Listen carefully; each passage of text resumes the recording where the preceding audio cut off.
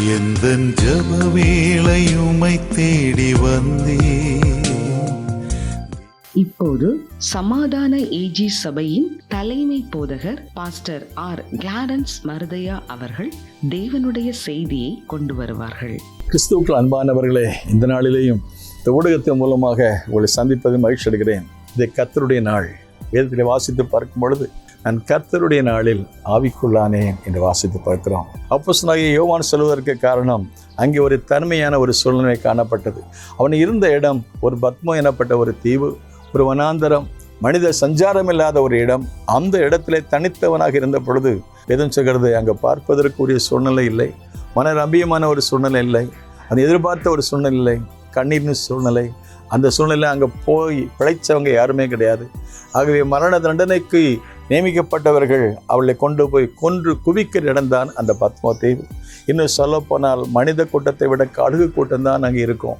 ஏனென்றால் அங்கே போடப்படுகிற மக்கள் கொஞ்ச நாளில் அப்படியே பசியும் பட்டினியாக கிடந்து மரித்து போவார்கள்.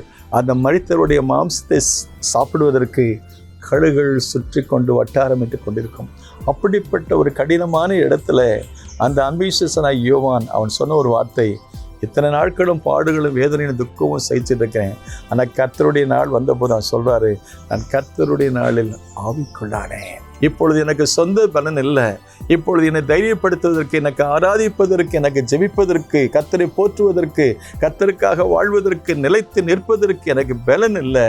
ஆனால் இப்பொழுது அந்த ஆவியானவர் எனக்கு பலன் கொடுக்கிறார். வேதத்திலே வாசித்து பார்க்கணும். அப்போஸ்தலர் நடபடி புஸ்தகம் 1ஆம் அதிகாரம் 8ஆம் வசனம் சொல்லப்படுகிறது, பரிசுத்தாவியோடு வரும்பொழுது நீங்கள் பலன் அடைந்து எருசலேம், யூதேயா, சமாரியா, பூமியின் கடைசி வரையும் சாட்சிகளாக இருப்பீர்கள். அந்த பலத்தை பெற்ற பொழுது அவன் சூழ்நிலையும் மறந்தான், தேவனை பார்க்க ஆரம்பித்தான், தேவ சத்தத்தை கேட்டான், தேவனை முகமுகமாய் தரிசித்தான். நான் அவரை கண்டபோது அவருடைய பாதத்திலே செத்தவனைப் போல விழுந்தேன் என்று சொல்கிறார். அருமையான தேவனுடைய பிள்ளைகளே, இந்த நாளிலே தேவனுடைய அபிஷேகத்தை பெற்றவர்களாக இருக்கிறோமா? தேவ பலனை பெற்றவர்களாக இருக்கிறோமா? விசுவாசத்தின் பலனை பெற்றவர்களாக இருக்கிறோமா? ஆண்டவருக்கு ஸ்தோத்திரம். முதல் நூற்றாண்டு சபையிலே இருந்த ஸ்தேவான், பிலிப்பு போன்றவருடைய வாழ்க்கையை கவனித்து பார்க்கும் பொழுது அவர்கள் சாட்சியினால் நிறைந்திருந்தார்கள், விசுவாசத்தினால் நிறைந்திருந்தார்கள், வல்லமையினால் நிறைந்திருந்தார்கள், புறப்பட்டு போனார்கள், தேசங்களை தலைகளாக மாற்ற ஆரம்பித்தார்கள். அவர்களுக்குள்ளே அந்த வல்லமை உந்தி தள்ளியது. இந்த நாட்கள் எங்கும் அந்த தேவனுடைய வல்லமை பெறுவோம், வல்லாத சாட்சியாக இருப்போம், ஆண்டவருடைய சமத்தில் அமர்ந்திருப்போம், தேவனுக்காக பணிவிடை செய்வோம், தேவனுடைய வல்லமையை பயன்படுத்தி நம் மூலமாக அன்றைக்கு பவுலின் கைகளினால் விசேஷித்த காரியங்களை செய்தவர் உங்கள் மூலமாக நிச்சயமாய் செய்வார். ஆகவே அந்த ஆவினால் நிறைந்தவர்களாக ஆண்டவருக்கென்று பணி செய்வோம், ஆண்டவருக்கென்று ஊழியம் செய்வோம், ஆண்டவருக்கென்று ஆத்துமாக்களை ஆதாயம் செய்வோம். வேத பவுல் சொன்ன மாதிரி, என்னை பலப்படுத்துகிற இயேசு கிறிஸ்துனால எல்லாவற்றையும் செய்ய எனக்கு பலன் தருவார். இந்த நாளிலையும் புதிய பலத்தை பெற்று கர்த்தருக்காக வாழ்வோம். கர்த்தர் நம்மை ஆசீர்வதிப்பார். May God bless you.